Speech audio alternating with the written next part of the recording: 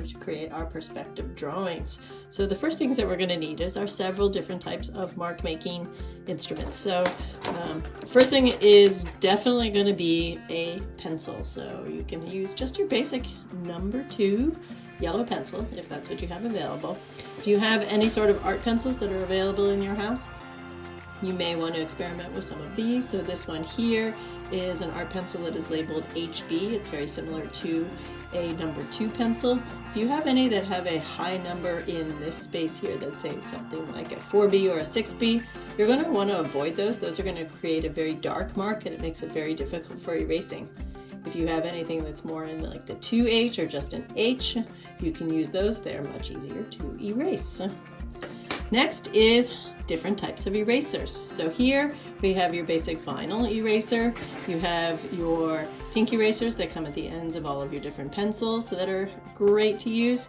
And then later on, if we're going to be making a lot of different marks on our paper, you may want to look around to see if you have something that is called an ink eraser or pen eraser. And what that has is this gray end here has a little bit of sand in the eraser, and it will allow you to erase a little bit deeper into the paper. Sometimes if you press too hard with it, you will get some of the paper actually to come up. So this is kind of a last resort as a mistake eraser. Super good for that. Alright, next step is if we want to play around with different types of pens. So as we do our drawings, we're going to be using mostly pencil to create the basic sketches.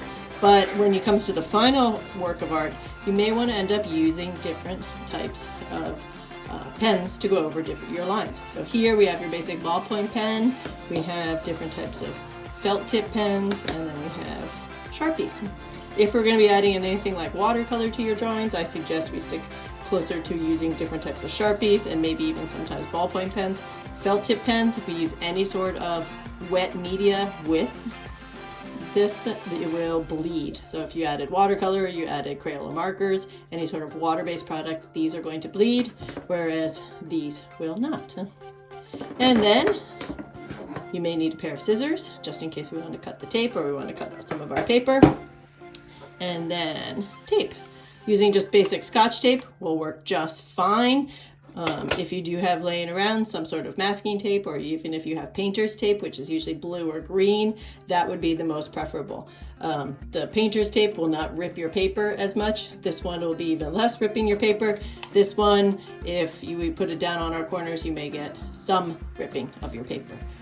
But any tape, now that we're working at home, is going to be great for our purposes. Next step is a ruler. So trying to find some sort of ruler around the house that is made out of metal or wood or plastic is going to be your best bet. It really does not need to have any of the markings on it. We're not going to be using any of the inch marks on it. We just need this really nice straight edge. And then lastly is going to be a triangle.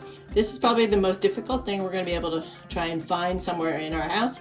This I have laying around from when I was in college, and it still comes in handy too.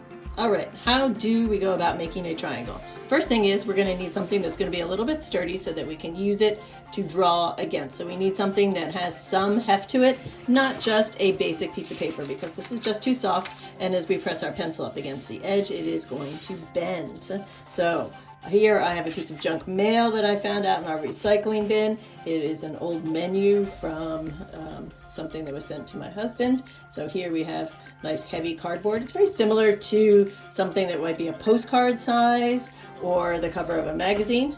Also, if you have a pad of paper, you might notice that on the back, guess what? There is this nice thin piece of cardboard. This works really well to create different types of triangles and straight edges also.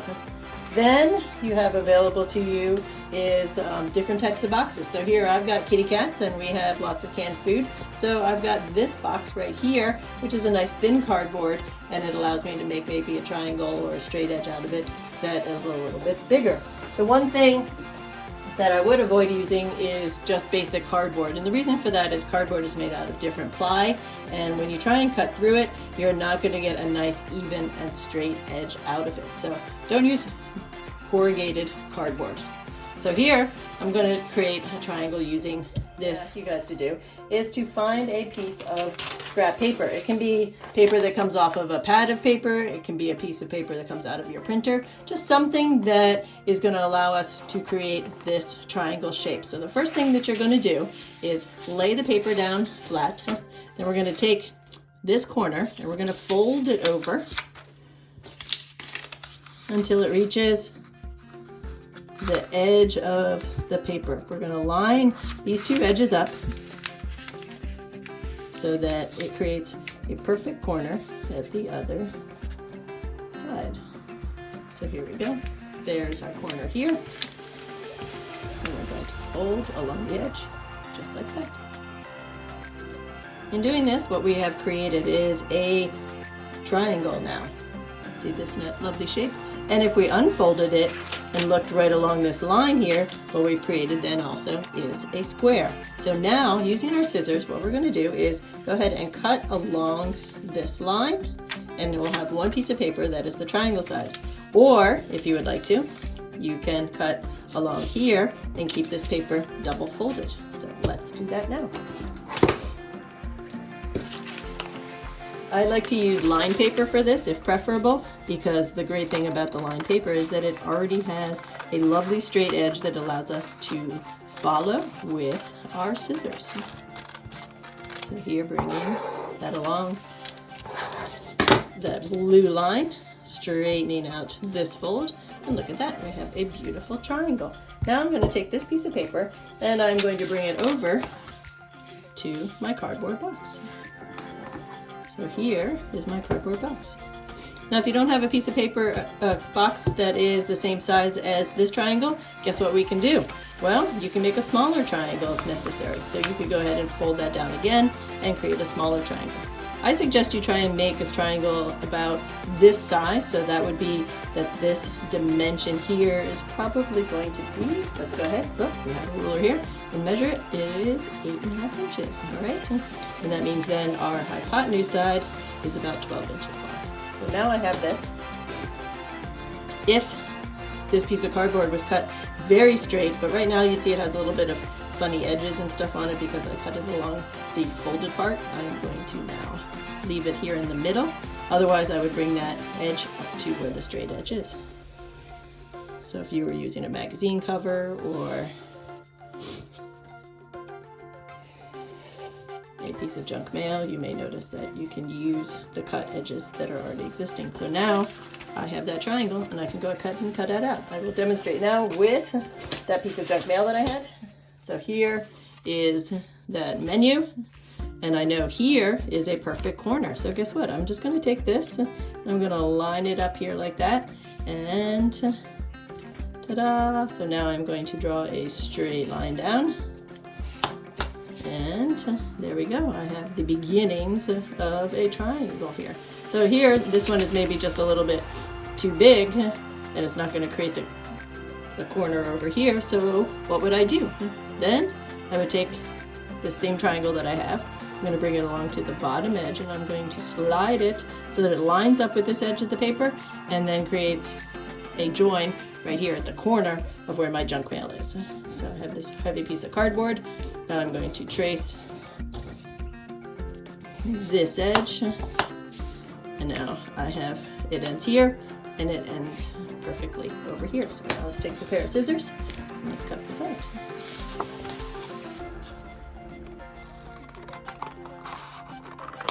If you have a box cutter, or you can get your parents to help you with an X-Acto knife, or if you have a paper cutter at home, you might be able to use that to get a nice straight edge. But for our purposes, this is going to be just fine. So here, now I have a triangle. I'm also going to cut out the one that we created using our cat food box. So using the whole of the scissors is really the best thing. If your paper is starting to bend and it's a little difficult to get the scissors in there, don't be afraid of cutting off all that extra so that you can get the scissors in without damaging your triangle. So again, using the backs of the scissors all the way in, opening my scissors all the way up, cutting all the way down that straight line. So here we're using the straight edge of the scissors to help us create that nice straight edge.